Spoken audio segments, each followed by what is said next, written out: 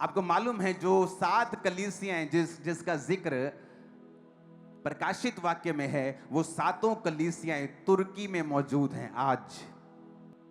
और वो आज भी जगहें वहां मौजूद हैं, वहां चर्चेस बनी हुई हैं। तो उन्हीं 7 कलीसियाओं में एक का पास्टर था यूहन्ना, जिसको प्रकाशित वाक्य मिला। और जब वो वहां पर इफिसुस में प्रचार कर रहा था और लोग उसकी फॉलो करने लगे थे, और हजारों लोग उसको फॉलो करने लगे थे, क्योंकि वो परमेश्वर का चेला था और उसके द्वारा परमेश्वर ने मिरेकल्स किए थे, और वो परमेश्वर के सुसमाचार को और उसकी गवाही को बताता था कि वो जी उठा। तो इससे भय खाकर रोमी अंपायर ने, उससे राजा ने भय खाया और 95 एडी में उसको बुलाया और जलते तेल में डाला, और वो जब नहीं मरा तो उससे वो डर गए और उसे पतमुस नामक टापू के ऊपर छोड़ दिया गया। ये पतमुस नामक टापू आज के देश, जो आज जहां पे है, उस देश का नाम है ग्रीस। तो उन टापुओं के ऊपर वो लोग उनको छोड़ देते थे, और वो जो कैदी थे सारा टापू घूम सकते थे, लेकिन उस टापू के ऊपर जिस तरह कैदियों को जेल में सरकार द्वारा खाना दिया जाता है, वहां पर उनको खाना नहीं दिया जाता था।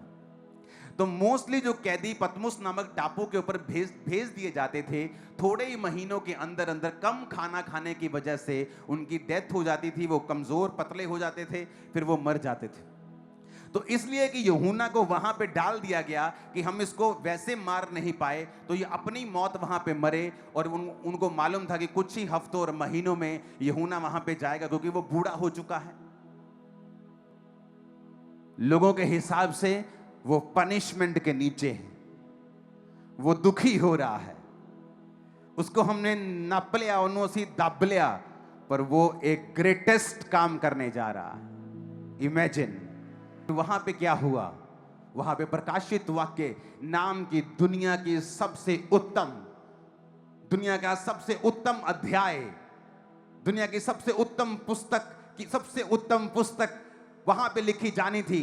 उन 18 महीनों के पीरियड में यूहन्ना ने वहां यीशु मसीह को साक्षात देखा और उस पुस्तक को लिखा। जिस जगह यूहन्ना ने दर्शन पाया, उस गुफा की पिक्चर है मेरे पास, वो दिखाना जरा। इस जगह यूहन्ना ने परमेश्वर के प्रकाशित वाक्य को पाया था। इमेजिन करो वो ग्लोरी कि उस केव में परमेश्वर आपको दर्शन दे रहे हैं। और वहां अगर आप केव को जाके घूमेंगे तो वहां पे केव में जब यीशु मसीह ने दर्शन दिया था, वहां 3 दरारें आ गई थी केव में। उस गुफा में 3 दरारें हैं, बाप बेटा पवित्र आत्मा। शैतान के हिसाब से इसे खत्म कर दिया गया है। परमेश्वर कहता नहीं, इस दुनिया का मालिक मैं हूं, इस वर्ल्ड का मालिक मैं हूं, कुछ भी मेरी मर्जी के बिना नहीं होता है।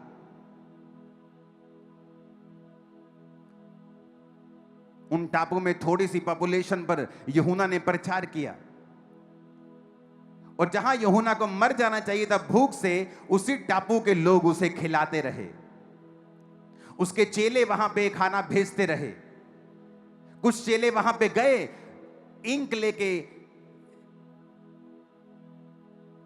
पेन लेके, जो वहां तब के होते थे, खाना लेके, और जो कुछ यूहन्ना ने उन्हें लिखाया, उसने वो लिखा।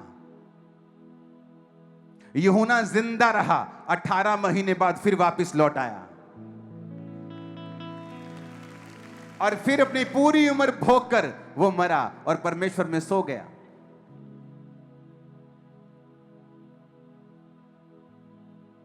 जब परमेश्वर काम करने में आता है, वो राजाओं को भी फेल कर देता है। वो ये दिखाता है कि मैं राजाओं का राजा हूं। ये हुकूमतें जो चला रहे हैं, मैं इनके ऊपर हूं जो हुकूमत चला रहा हूं। जब कलीसियाएं सताव के नीचे होती हैं, उन्हें लगता है हम नष्ट हो रहे हैं। आप नष्ट नहीं हो रहे हो, आप एक ग्रेटेस्ट बीज बनने के लिए जा रहे हो। छत्तीसगढ़ की कलीसिया, मध्य प्रदेश कलीसिया, पंजाब कलीसिया, राजस्थान कलीसिया, आप एक बीज बनने जा रहे हो ग्रेटेस्ट हाइट के लिए, जो परमेश्वर तैयार कर रहा है। मैं आपको बता रहा हूं, जब परमेश्वर ठान लेता है कि उसने काम करना है, शैतान को मालूम होता है कि यहां काम हो रहा है। वो जितनी मर्जी कोशिश कर ले, जितने मर्जी काम कर ले, जितने मर्जी कुछ भी कर ले, परमेश्वर के कार्यों को वो रोक नहीं सकता है। उस समय दुख लगता है कि ओह, यूहन्ना को कैसे बंदी बना लिया गया, परमेश्वर ने इसे छुड़ाया क्यों नहीं। लेकिन परमेश्वर जानता था कि मैंने इसे वो प्रकाशित वाक्य देना है जो पॉसिबल नहीं है इफिसुस में रहते हुए कि ये लिख पाए। तो परमेश्वर ने उस टापू में उसे भेजा जो बियाबान था, जो सुनसान था, जहां बहुत ही कम आदमी थे, बहुत कम खाने नाम की कोई चीज नहीं उगती थी वहां पे। बहुत कम खा खा कर कहीं कहीं से कुछ खा लिया, कोई मछली खा ली, कहीं कोई नारियल पी लिया, तो लोग स्टारवेशन से, भूख से और कमजोर होकर वहां पे मर जाते थे। लेकिन परमेश्वर का कार्य देखो, वो कहता है सब बातें मिलकर भलाई को पैदा करती है जो मुझसे प्रेम करते हैं, अर्थात वो जो मेरी इच्छा के अनुसार बुलाए गए हैं। आपकी लाइफ में कई बार आपको लगता है कि ये क्या हो गया, इतनी बड़ी मुसीबत कैसे आ सकती है, लेकिन आप नहीं जानते उस मुसीबत से परमेश्वर एक बहुत ग्रेट चीज निकालने वाले हैं। वो ऐसी ग्रेट होगी सदियों तक याद रखा जाएगा उसे। वो ऐसी ग्रेट होगी जबकि 7 पीढ़ियों तक, 1000 पीढ़ियों तक जाएगी। वो ग्रेटनेस ऐसी आपकी स्पिरिट में परमेश्वर डाल देगा। जो श्राप आपकी जनरेशन से चलता आ रहा था, अब आपकी लाइफ में जो डीएनए वो चेंज हो चुका है, जो सक्सेस का डीएनए आपकी लाइफ में परमेश्वर डाल चुका है, वो जब तक यीशु मसीह नहीं आएंगे, चाहे 1000 पीढ़ियां हो, अब वो पीढ़ी दर पीढ़ी आपकी लाइफ से जाएगा। क्या ये छोटी बात है चर्च? नहीं, ये छोटी बात नहीं है, क्योंकि परमेश्वर जो कर रहा है वो बड़ा है। जो आपकी लाइफ में वो कर रहा है वो बड़ा है। आपको स्पिरिचुअल आईज ओपन करनी होगी और परमेश्वर के सामने देखना होगा, क्योंकि वो आपकी लाइफ में उस छोटे से दुख से, उस छोटी सी पीड़ा से, उस छोटी सी परसिक्यूशन से जो आपकी लाइफ में हो रही है, वो बड़ा कुछ करने के लिए जा रहा है। लोग निराश हो जाते हैं, उनकी लाइफ में थोड़ा सा दुख आता है, परमेश्वर के लिए थोड़ी सी परसिक्यूशन आती है, वो निराश हो जाते हैं, उनका नेचर चेंज हो जाता है, क्योंकि वो परिपक्व नहीं है। वो जानते नहीं हैं कि परमेश्वर ने उनके चैप्टर को बंद नहीं किया है। हालेलुया। वो एक नई स्पीड के लिए उसने किया है। उसने थोड़ी देर के लिए आपको रोका है, आपकी सर्विस करने के लिए। उसने थोड़ी देर के लिए आपको स्टॉप किया है, आपको कूल करने के लिए। आप डबल स्पीड से आगे भागने वाले हैं। और आमीन खड़कने वाला चाहिए शैतान के कानों।